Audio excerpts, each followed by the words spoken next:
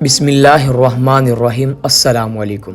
حضرت سیدنا حسن رضی اللہ عنہ حضرت سیدنا انس رضی اللہ عنہ سے روایت کرتے ہیں کہ حضور نبی کریم صلی اللہ علیہ وسلم کے صحابہ کرام رضی اللہ عنہما میں سے ایک صحابی رضی اللہ عنہ تجارت کیا کرتے تھے، ایک ملک سے دوسرے ملک اور ایک شہر سے دوسرے شہر مال تجارت لے جاتے۔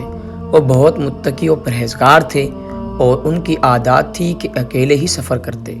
اسی طرح ایک مرتبہ وہ سامان تجارت لے کر سفر پر روانہ ہوئے۔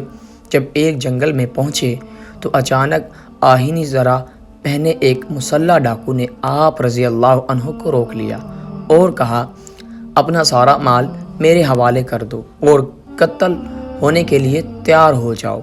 یہ سن کر وہ صحابی رضی اللہ عنہ فرمانے لگے، تمہارا مقصود مال ہے، تم میرا سارا مال لے لو اور مجھے جانے دو، مجھے قتل کرنے سے تمہیں کیا فائدہ ہوگا؟ یہ لو، میں اپنا تمام مال تمہارے حوالے کرتا ہوں۔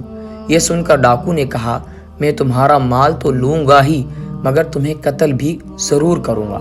اتنا کہنے کے بعد جب وہ حملہ کرنے کے لیے آگے بڑھا تو اس صحابی رضی اللہ عنہ نے کہا، جب تم میرے قتل کا ارادہ کر ہی چکے ہو تو مجھے تھوڑی مہلت دو تاکہ میں اپنے رب کی بارگاہ میں سجدہ کر لوں اور اس سے دعا کر لوں۔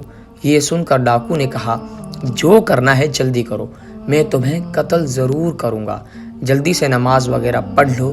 اس صحابی رضی اللہ عنہ نے وضو کیا، 4 رکعت نماز پڑھی، پھر سجدے کی حالت میں اللہ رب العزت سے اس طرح دعا مانگنے لگے، اے ودود، اے عرش مجید کے مالک، اے وہ ذات جو ہر ارادے کو پورا کرنے والی ہے، میں تیری عزت کا واسطہ دیتا ہوں، ایسی عزت جس کی کوئی انتہا نہیں، اور اے ایسی بادشاہت کے مالک جس پر کوئی دباؤ نہیں ڈال سکتا، میں تجھے تیرے اس نور کا واسطہ دے کر سوال کرتا ہوں جس نے تیرے عرش کے ارکان کو منور کیا ہوا ہے۔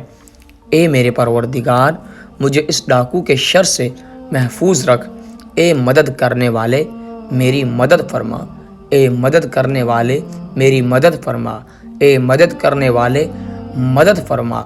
اس صحابی نے بڑی آہوازاری کے ساتھ ان کلمات کے ذریعے 3 مرتبہ بارگاہ خداوندی میں دعا کی۔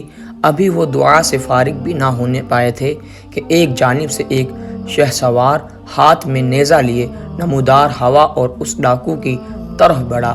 جب ڈاکو نے اسے دیکھا تو اس پر حملہ کرنا چاہا، لیکن سوار نے نیزے کی ایک ہی وار سے ڈاکو کا کام تمام کر دیا۔ پھر وہ سوار اس صحابی رضی اللہ عنہ کے پاس آیا اور کہا، کھڑے ہو جاؤ۔